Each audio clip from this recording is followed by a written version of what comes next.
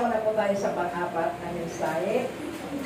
Sa panalangin, papuri Ninang Pes nila. Interpretan Sinari.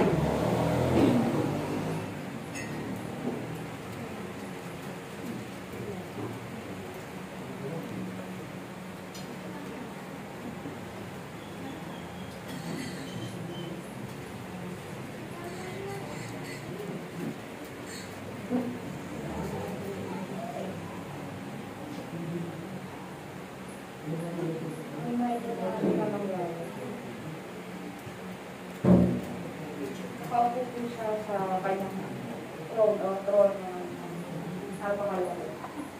Kulay ginto.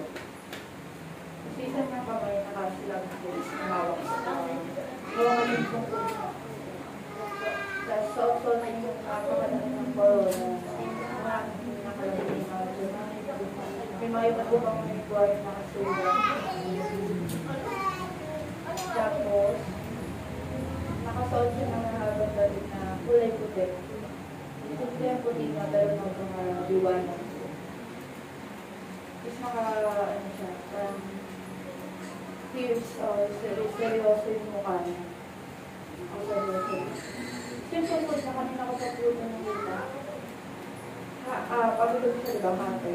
Yung pabila, taal. Smoke siya. Nagalas ng usok. Yung pabila naman. Ibang lingwahe, tapos nag-translation sa baba. Tutulungan niyo ba ang mga isinubulo? Isinubulo. Kasi ano na share ko lang po pala. Webes, pumunta sila sa Sister Jenny sa bahay. Tapos nagbigay ng mensahe sa bahay namin si Emma. Sabi niya po, dito, nag-arboro daw muli yung sakay. Tapos bago daw matapos ng September, dapat makapakan namin. Kasi munti ka lang po namin madaanan nung pumunta kami sa Monte Maria. Tapos dadaan daw ulit kami sa Monte Maria kasi daw next month, araw ng Kabanal-Banalang Santo Rosario. Araw daw ng next month. Tapos dadaan na kami sa taas.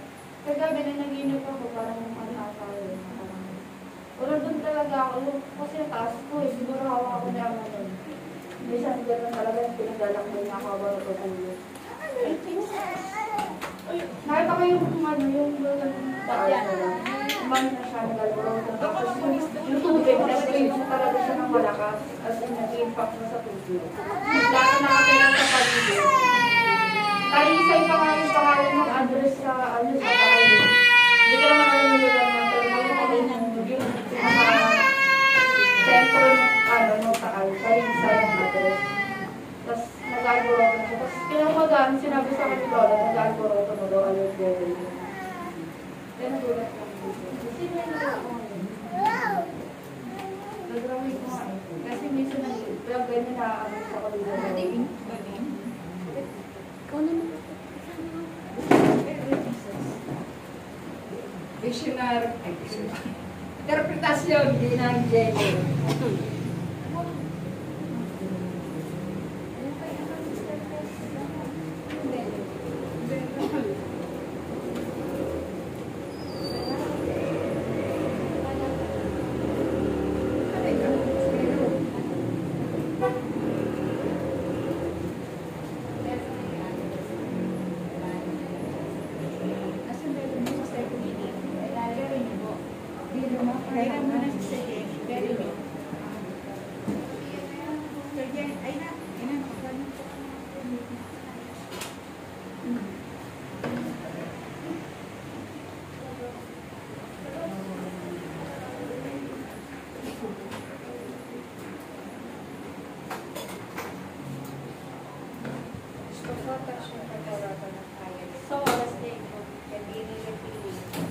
Kayong lahat ay makinig.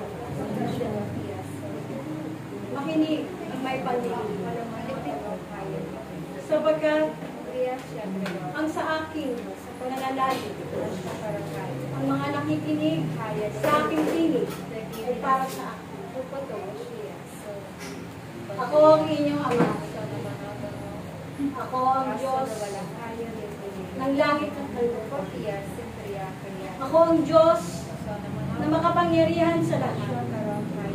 Ang aking tinig ay lagana sa sanlibutan. Ang aking tinig ay makapangyarihan.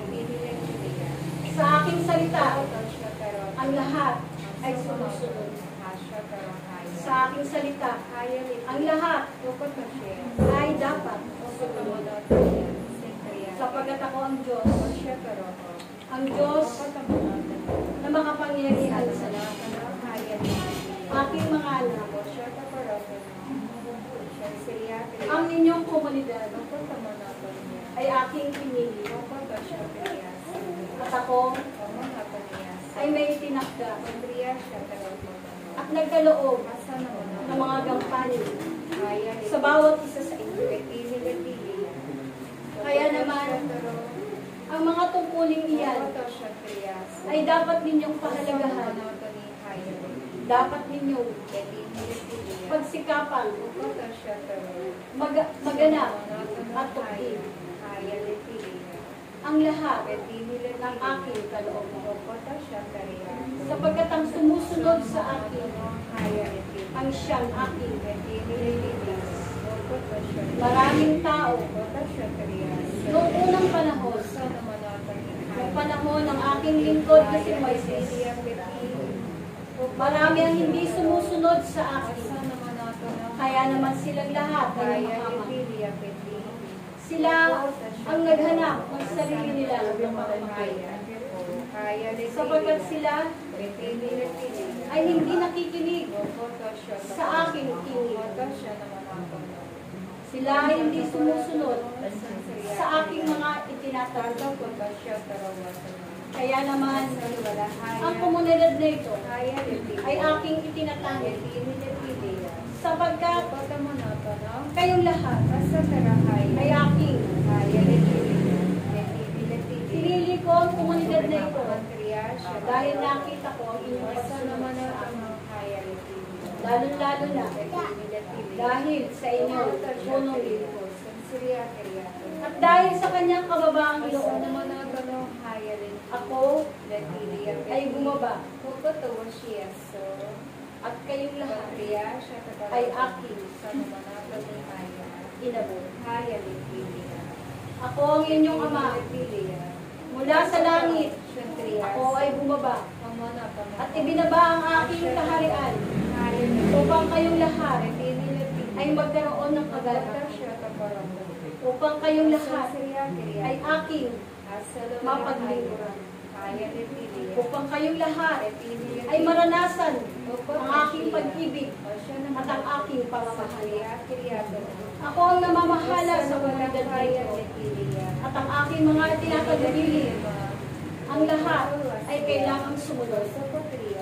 Sapagkat walang sino man ang hindi dapat na ang kanyang sarili, ang kanyang sinusunod. Sapagkat kung ito ay inyong gagawin, kayong lahat ay mapapahal. Kaya naman aking mga anak, kayong lahat ay makinig sa aking tinatagubili. At ang aking kalooban, kayo ay magkaisa. Kayo ay magkaisa, mga anak. Magkaroon kayo ng isang isip at magkaroon kayo ng isang sunaman. Ang aking tungkod ay pinakita ko sa inyong mata. Ngayon, ang lugar na yun ay nanganganib na. Kaya naman, ang aking mga manlalakbay ay akin ang kinagubilihan na tumungo doon. Kayo ba ay tutulong, mga anak? Nais ko marinig ang inyong tugon. Kayo ba ay tutulong, mga anak? Ang pagtulong ay hindi lamang sa pananalapi. Ang pagtulong ay mula sa inyong puso at kalooban. Na anuman ang inyong makakayanan, ito ay aking tatanggapin. Sapagkat ito'y ginagawa niyo bilang pagsunod sa akin. Kaya naman, ang inyong paglingap pagkalinga sa aking mga tagubilin ay aking pinapasalamatan.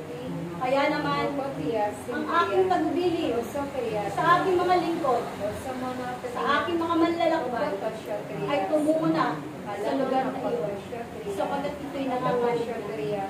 Kaya, inaasahan ko ang inyong pagkakaisa, inaasahan ko ang inyong pagtutulungan, na sa maliliit na bagay, kayo ay makaisa.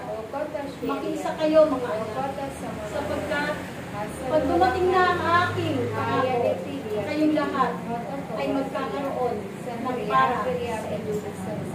Kaya naman, sa aking mga tinatagubilin, kayo ay sumunod. Sapagkat ang aking kalooban ay pawag ng kanila.